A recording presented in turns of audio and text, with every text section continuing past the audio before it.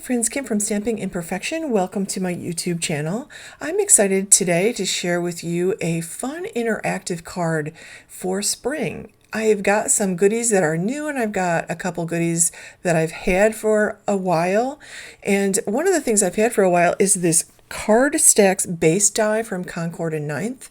And you can see here I have some leftover goodies from when I was playing with this at Christmas time. I've had this since last fall, and I made a lot of adorable goodies with this for the holidays. And I'm pulling it out today because I found this cute little Thinlits Springtime Border die set that I just thought would be perfect to add to this. I've got this little sentiment die from the Home for the Holidays Stacks bundle. I pulled that out because I'm definitely going to use that today. And you can see that this little Sizzix spring border die set is really going to coordinate well.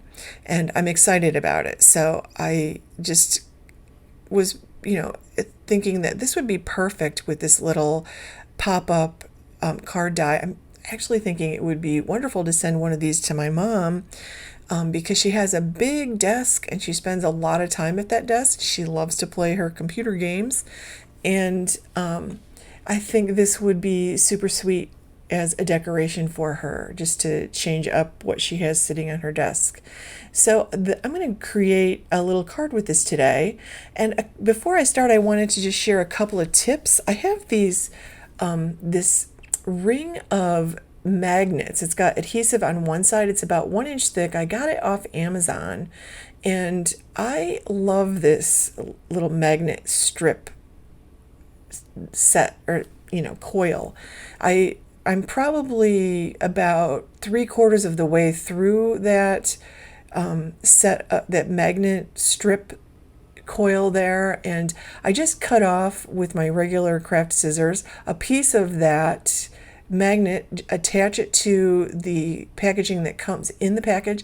That packaging has a lot of information. It's got all the ways to lay out your platform. It's got some you can scan that UPC and you can get to some ideas. It also allows me to use up my scrap bin, which I just showed you there. I have that in a Totally Tiffany fab file, and it's always sitting under my desk by my feet. And look at all the scraps I pulled out of here that will be perfect for using on this. I'm going to get some scraps used up. And I did pull out a new sheet for the card base. I think of this as the amphitheater card base die because that's what it reminds me of. And then you use these little bridge pieces, which you die cut out, and they have scored tabs on the side that you just fold back, and you add some liquid glue, or I like to use this score tape or double-sided adhesive tape. This is 1/8 inch wide, and that's about all you're going to fit on there. And you just fold those two little tabs on each side back and adhere them to the side pieces of the card that fold up. Now I decided to put the skinnier tab behind on this. Ordinarily I would do it the other way. I would put the larger tab behind, but I'm doing it this way just because I feel like I'll be able to hide the back stuff a little bit better this way. And you can use all the same height pieces if you want to also. And you can see I love that I am actually able to take things from different companies and coordinate them together. This little springtime border from Sizzix is working perfectly here. I just had to trim it down a little tiny bit width-wise, and it worked beautifully. So I'm going to attach that. You can see I cut out 2 of these grassy borders, and I did it in 2 different colors of green because I had several different colors of green scraps in my bucket, and I'm putting the darker one toward the back, and I'll put the lighter one toward the front, and you can see how easily that just popped right in there, and it's already looking really pretty. I love that grassy springtime border. It's like field grasses, and so I'm adding the second bridge, and before I adhere the second side, I just want to trim it down so that it fits the front. I'm being a little uncoordinated here. I'm using my favorite paper snips. These are the Cutter Bee paper snips. I love these. All of the stuff that I'm using today, by the way, I got from Scrapbook Pal. It's like a really nice one-stop shop, and they have stuff from some of my favorite companies. So instead of going to all the different company sites, I just go to Scrapbook Pal where I can get anything I want. And the service has been excellent. Usually I can see that the day I place the order, the order is shipped either that day or the very next day, and I always get it in a timely fashion. I always get what I order, and everything comes in perfect condition. So I'm really happy about that. So I just cut a 1-inch strip from that same scrap piece that I cut the front grassy bit here, and I'm going to make it. The grassy border piece didn't quite fill up the whole bridge piece, so I'm going to cover that bridge piece up with a couple of hills. So I cut a 1-inch strip from that cardstock and that scrap piece, and I just like cut it into like rolling hills. I'm adding a little evergreen bough. I picked this color just because I'm only adding a little bit. Like you could pick something that matched better, but I kind of wanted it to stand out. And you can get all kinds of blender brushes, by the way, at Scrapbook Pal as well. They have lots of fantastic tools. Like that little triangle tray that I'm holding my die cut pieces in, my small die cut pieces in, is also from Scrapbook Pal.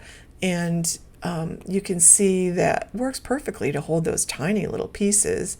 And then I can stick it up on the shelf in front of me so it's not always sitting on my desk. Now, here I realize I'm going to need one more of those hills, so I'll do this again. I'll cut another 1-inch piece and cut it down to rolling hill, and I'll try to make the rolling hill look different than the one that I've already put there.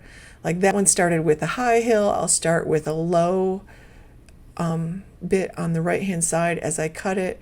And there's no, I mean, you can get dies that do this too, but it's just as easy to use your little paper snips and cut those out. And then again, I'm going to add the evergreen bough ink, and just to make it so when you look at it, you can see that there are little grassy hills there. I just think it's fun. And it adds a little bit of dimension to your piece. You could actually pop like the front one and the middle one up on foam strips if you wanted there to be a lot of dimension, but just adding a little bit of ink gives you some dimension there as well. So you can see where one hill ends and the other one begins. And you can see I'm also adding them with the glue tube, and I'm keeping it super simple. Like I just want to make a sweet little scene here, and I'm not going to go crazy overboard. I thought about pulling out I have some little cloud die pieces as well, and I thought about pulling the little cloud dies out to add some white clouds behind the scene, and I still may add those. I haven't done that yet, but I might add some clouds to the background just for fun. I'm just gluing these, and I decided to pull out an acetate piece to add a third butterfly.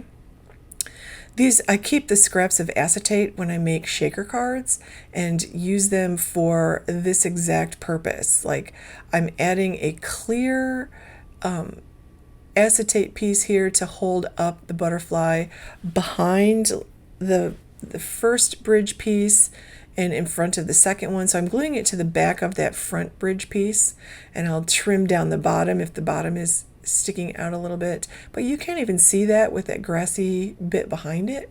But now it kind of looks like it's like standing up all on its own. It's actually flying in around the grass. So this little Sizzix Springtime border came with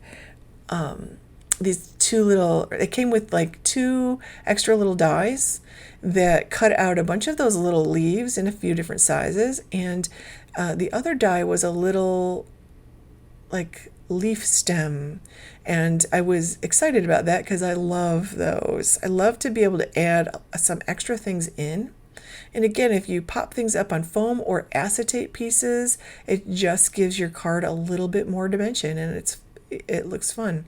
Now you'll notice that I'm using my reverse tweezers. I love these tweezers for exactly this kind of thing.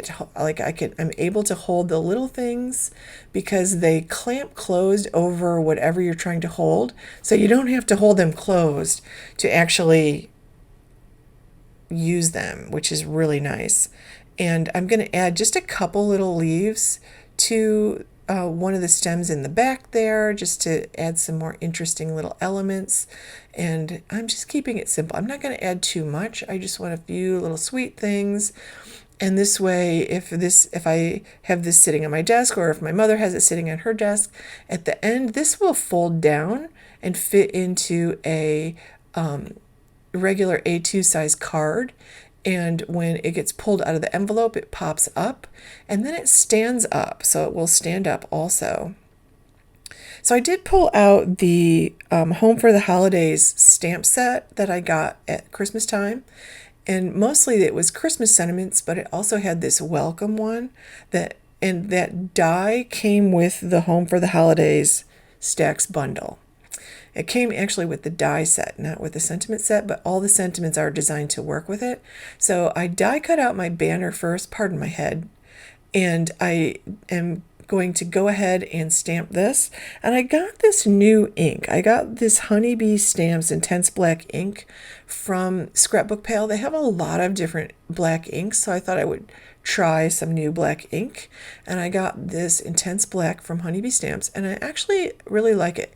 It has a felt pad, and I have to confess I'm not really used to felt pads anymore. Most of the inks I use have foam pads, and I just am really used to that, and the felt pad works just fine. And I stamped the welcome. I did have to stamp it a couple of times there. So I'm looking for, again, I'm just putting a dot of glue on that next to the W there, and I'm going to add one of these little leaves, and I'll attach it again with my tweezers. I'll put a couple more on the other end and just give that little banner a little bit of decoration. Now there are other coordinating, Concord 9th actually released other coordinating stamp and die sets that go along with that card stacks base die set. Like, they had a lot of Christmas stuff. The Home for the Holidays stacks bundle was like a little village and a sentiment set. Then there was a tiny trees bundle, which I did get. Actually got the die set. I didn't get the stamp set for that. And that was a lot of evergreen trees. You can see how that folds down there. They also have a couple birthday bundles that you can get to make birthday versions of this pop-up. And hopefully they'll come out with some more as the year goes on, because it's like, it made it feel like so much more useful when I found this Springtime Borders die. And again, that's from Sizzix, but I was able to easily adapt that and use it here. So I was excited about that. So I will add these with some glue, these little crown jewel gems. This is the Lady Liberty color. And I would love it if you give this video a thumbs up, and if you aren't subscribed, please subscribe to my channel and click the bell to get notifications every time I upload a new video. I will put links to all these goodies below so you can find them and enjoy them as much as I have. So thank you so much for watching, friends. Have a wonderful day.